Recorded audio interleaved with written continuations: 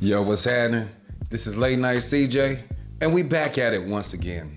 Now, I was just doom scrolling through the internet, and I came across this little podcast clip, and it really, like, at first I was like, yeah, we is cool like that, yeah. All right, and then as I got to listening, I got to thinking some more, and I was like, I don't know if this is actually a flex as far as what dude is talking about. Check it out and we'll come right back.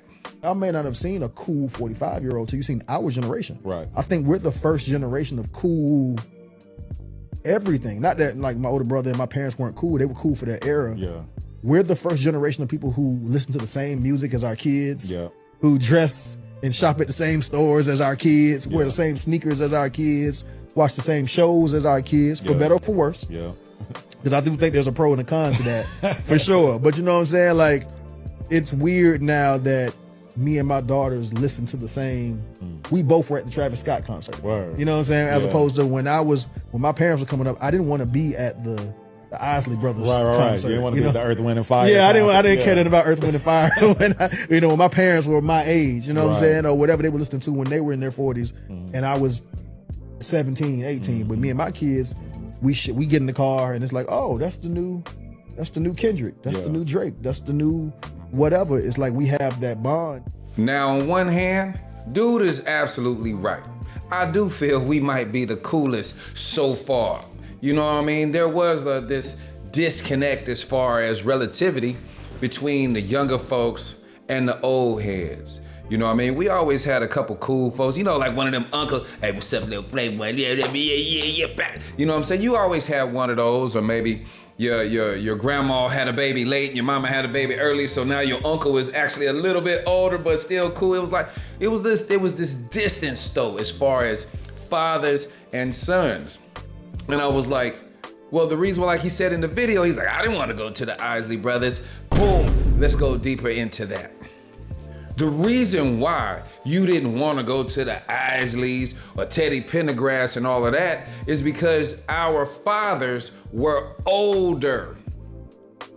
And this is why I have identified this as the YoungBoy effect. Let me give you a little context. NBA YoungBoy, right? Very popular rapper, pretty good. I mean, he got a couple songs, see, just like dude say, he got a couple that I might entertain. You know what I'm saying?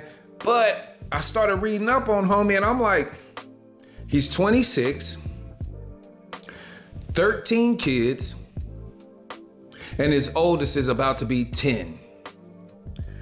Homie, what do you have to offer other than money as far as substance goes for a child? Now, back in my day, I know, let me get into my unk bag real quick. Back in my day, daddies actually were older.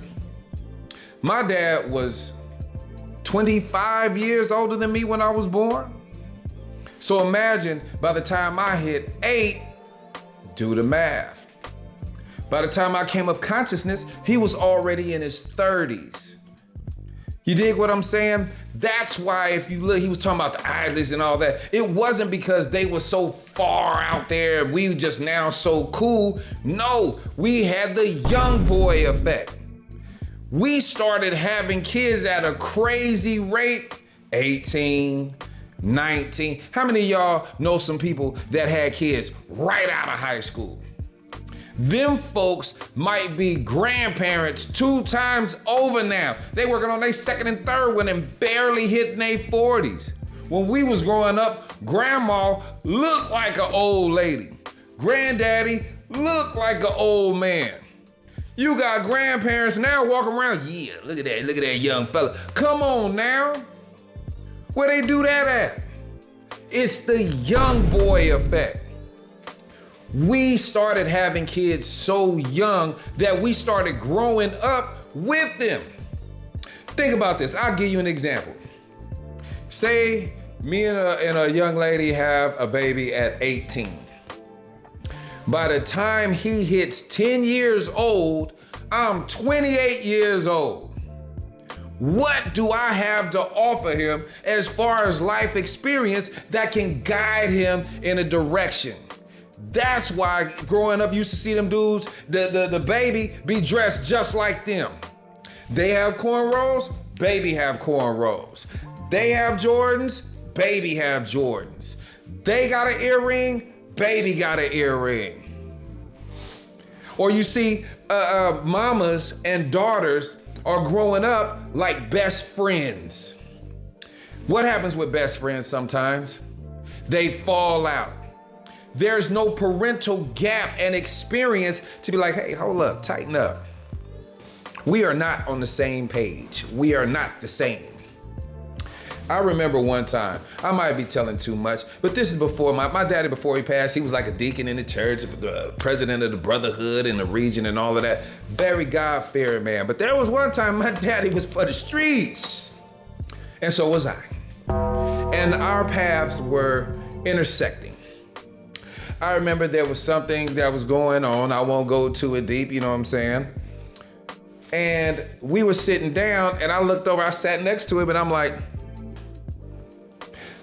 can I partake? My daddy said right there, I will never kick it with you like that. And I was shocked. Cause I'm figuring like, man, you get down, I get down with what? Mama not here, what's happening? And he put the squash to that so quick because he was older. He wanted to keep that separation. He wanted to let me know we are not the same. We are not on the same tier. There is no young boy effect. You're the only young boy in this conversation. And I thought about it. Homie was like, we still listen to the same music. Man, let me tell you something. I am not going to a Travis Scott concert, not because I can't enjoy that. I'm just at an age now where I gauge risk factor. You understand me? I gauge, how do I get out of this alive factors. Certain things I don't entertain anymore. Now look, I can actually grow some hair. Is it receding? Yes. I just don't like going to barbershops no more because of all the foolishness that goes on there. I think about concerts. They had like an old school West Coast concert and I was thinking, man, that'd be fire to be there. And I was like, I started thinking about the crowd that was gonna be there. I started thinking about what could go on around in there. That's the experience that I have now that separates me from these young boys. Now, if I was raising children, young children now, I have way more to offer them now. I have way more knowledge and game and experience that I could give them that can guide them in a reasonable, righteous way. But you got these young boys around here raising these kids trying to be their friend, making babies all over the place. I want everybody to think about this now. All those that are 35 and up, or 30 and up. Let's go 30 and up.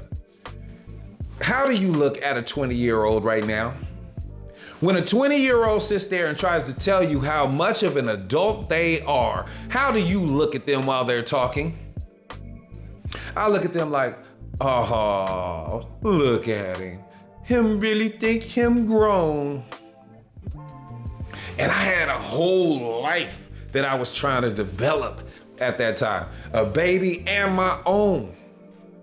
So when I see this and I was like, yo, homie, this is not a flex for you to be talking like this.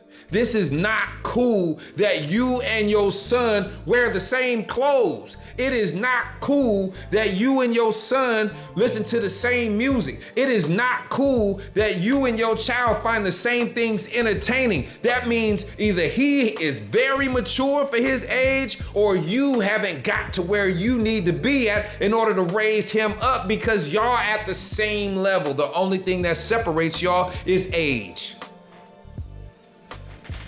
Dig on that. We are not young boys. We should be grown men. There should be some separation. The young folks should be looking at us like, yo, when I get his age, man, I want to be cool like that. We shouldn't be at the same point. That's real. But this is Late Night CJ. Like, comment, subscribe, tell a friend. 100.